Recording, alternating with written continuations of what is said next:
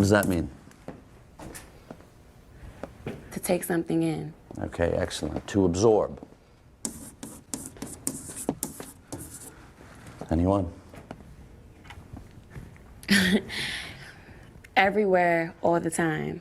So what is ubiquitous assimilation? Always absorbing everything everywhere all the time. Well done, George. How are you to imagine anything if the images are always provided for you? Who here read 1984 last year? Good.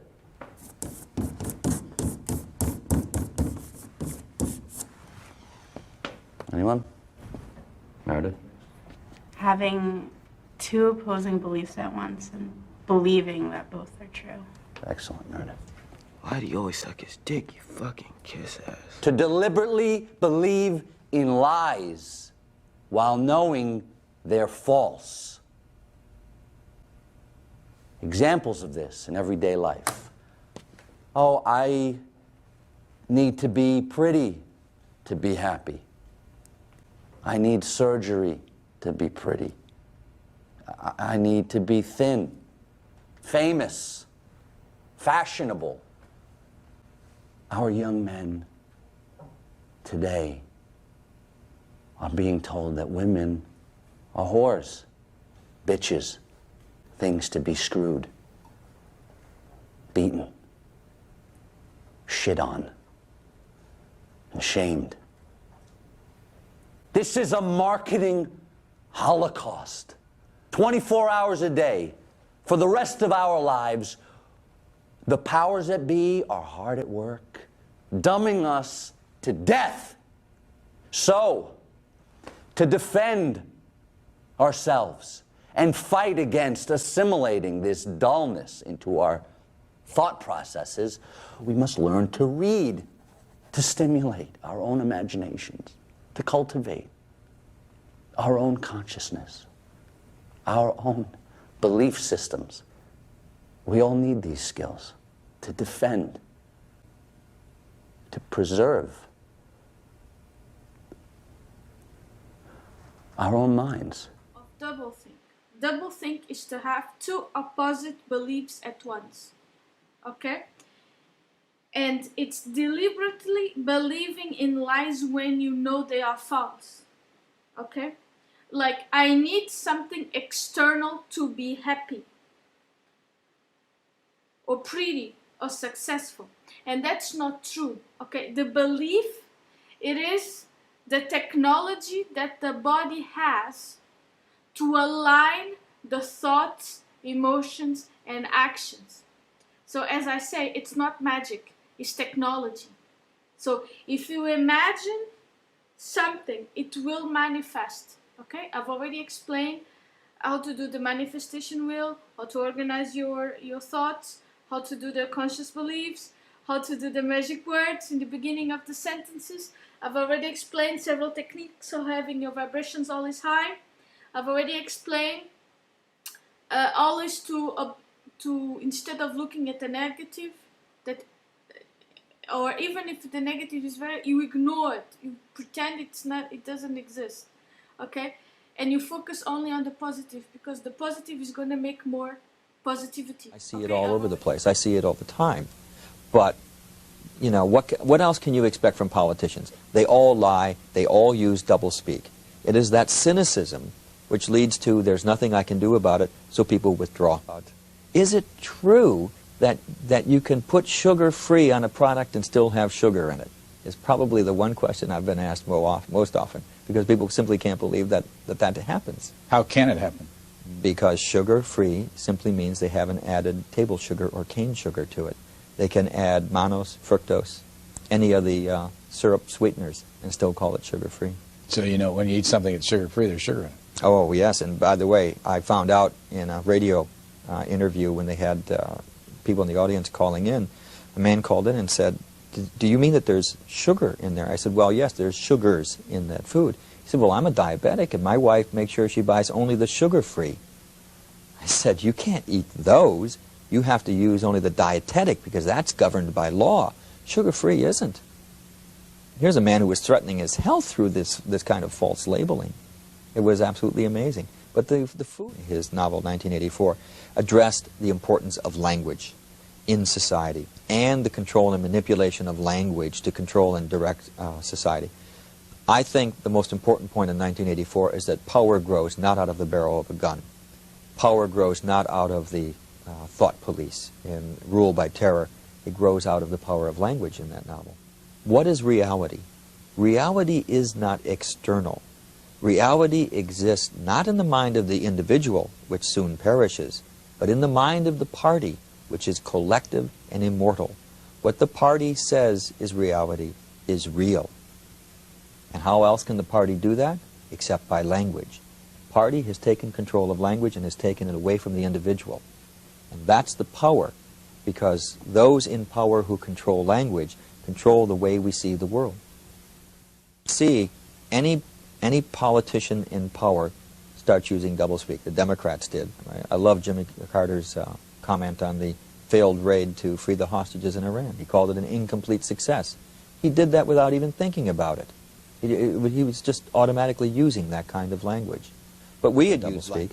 So there's always a mixture of language, because anyone who reaches any position of power must either instinctively or knowingly know how to use doublespeak and know how to use it at a certain time and when to turn it on and off and to what degree. And I think that the American public believes that in order to get that far, you have to sell off so much that there's not much left at the other end, and that is reflected in the language that you use. One is revenue enhancement. They had a meeting in the Office of Management and Budget. They said, we need a phrase to replace tax increase. They came up with revenue enhancement. When Lawrence Kudlow, the economist, was asked why they did that, he said, because there's no better way to sell economic policy than the euphemistic route. He was quite proud of the fact that they came up with that phrase. And Peacekeeper, as the name for the MX missile, again, Robert McFarlane chaired the committee meeting in which he facetiously suggested that they couldn't name it Widowmaker, could they? So instead they came up with Peacemaker. Later, President Reagan misread his cue cards and said Peacekeeper. And since it was a televised speech, it became the Peacekeeper. And it was a name that was deliberately designed to make a nuclear missile sound nice. Does it work? Yes. Oh, of course it works. I mean, most people don't hear it. They will hear some of it, but not all of it. One of my favorite examples from this past year is the Resource Development Park that they were going to establish in Kansas City, until the good folks in the neighborhood where they were going to put the park asked, what is a Resource Development Park? Do you know what a Resource Development Park is? In Kansas City, it's a dump. They were going to put a dump in their neighborhood until somebody asked what it meant. They deliberately invented that phrase to try and slip a dump into the neighborhood without anyone noticing. For some reason, it just keeps getting worse. I'll give you an example of that.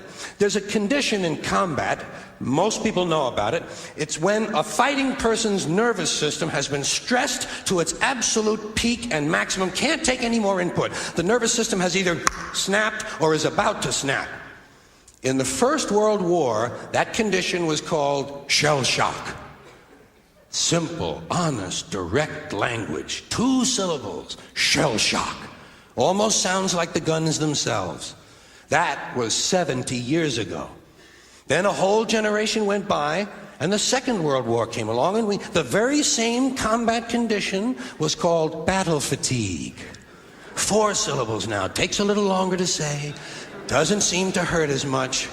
Fatigue is a nicer word than shock. Shell shock. Battle fatigue. Then we had the war in Korea, 1950. Madison Avenue was riding high by that time, and the very same combat condition was called operational exhaustion. Hey, we're up to 8 syllables now. And the humanity has been squeezed completely out of the phrase. It's totally sterile now. Operational exhaustion. Sounds like something that might happen to your car. Then, of course, came the war in Vietnam, which has only been over for about 16 or 17 years. And thanks to the lies and deceit surrounding that war, I guess it's no surprise that the very same condition was called post-traumatic stress disorder. Still 8 syllables, but we've added a hyphen. And the pain is completely buried under jargon. Post-traumatic stress disorder. I'll bet you if we'd have still been calling it shell shock, some of those Vietnam veterans might have gotten the attention they needed at the time. I'll bet you that. I'll bet you that.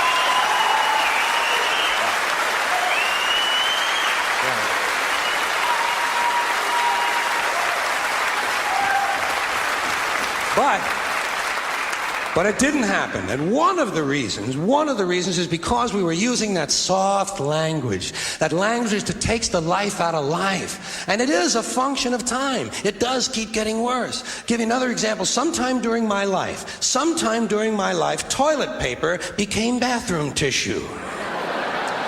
I wasn't notified of this. No one asked me if I agreed with it. It just happened. Toilet paper became bathroom tissue. Sneakers became running shoes. False teeth became dental appliances. Medicine became medication. Information became directory assistance. The dump became the landfill. Car crashes became automobile accidents. Partly cloudy became partly sunny. Motels became motor lodges. House trailers became mobile homes. Used cars became previously owned transportation. Room service became guest room dining. And constipation became occasional irregularity. When I was a little kid, if I got sick, they wanted me to go to the hospital and see the doctor. Now they want me to go to a health maintenance organization or a wellness center to consult a healthcare delivery professional. Poor people used to live in slums. Now the economically disadvantaged occupy substandard housing in the inner cities. And they're broke. They're broke. They don't have a negative cash flow position. They're fucking broke. Because a lot of them were fired. You know, fired. Management wanted to curtail redundancies in the human resources area. So many people are no longer viable members of the workforce. Smug, greedy, well-fed white people have invented a language to conceal their sins. It's as simple as that. The CIA doesn't kill anybody anymore. They neutralize people. Or they depopulate the area. The government doesn't lie. It engages in disinformation. The Pentagon actually measures nuclear radiation in something they call sunshine units.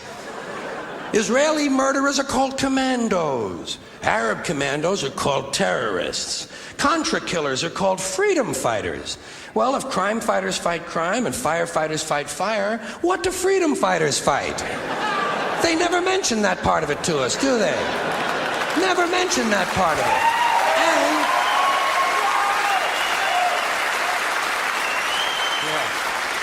And some of this stuff is just silly. We all know that. Like on the airlines, they say they want a pre-board. Well, what the hell is pre-board? What does that mean? To get on before you get on? They say they're going to pre-board those passengers in need of special assistance. Cripples! Simple, honest, direct language. There's no shame attached to the word cripple that I can find in any dictionary. No shame attached to it. In fact, it's a word used in Bible translations. Jesus healed the cripples. Doesn't take 7 words to describe that condition. But we don't have any cripples in this country anymore. We have the physically challenged. Is that a grotesque enough evasion for you? How about differently abled? I've heard them called that, differently abled. You can't even call these people handicapped anymore. They'll say, we're not handicapped, we're handy-capable. These poor people have been bullshitted by the system into believing that if you change the name of the condition, somehow you'll change the condition. Well, hey, cousin, doesn't happen. Doesn't happen. We have no more deaf people in this country, hearing impaired. No one's blind anymore, partially sighted or visually impaired. We have no more stupid people. Everybody has a learning disorder. Or he's minimally exceptional. How would you like to be told that about your child? He's minimally exceptional. Oh, thank God for that. Psychologists actually have started calling ugly people those with severe appearance deficits. It's getting so bad that any day now I expect to hear a rape victim referred to as an unwilling sperm recipient.